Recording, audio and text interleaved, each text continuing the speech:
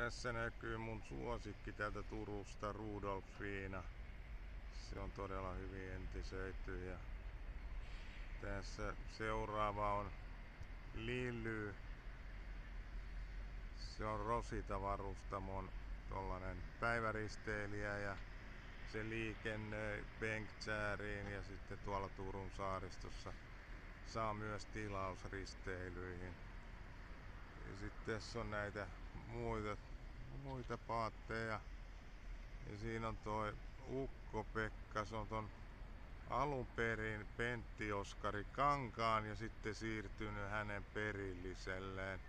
Se on tossa vaakahuoneen edellä ja toi on Martin silta tossa, mikä menee Aurajoen ylite. Mä tuun takaspäin tän kameran kanssa, niin näette uudelleen nää. Toi Lily nyt on ihan hyvän näköisessä kuosissa ja sit tässä missä mä kuvaan niin on tää Mariangela. Se on ja tilausristeilyihin tarkoitettu alus ja se on tilattavissa myös.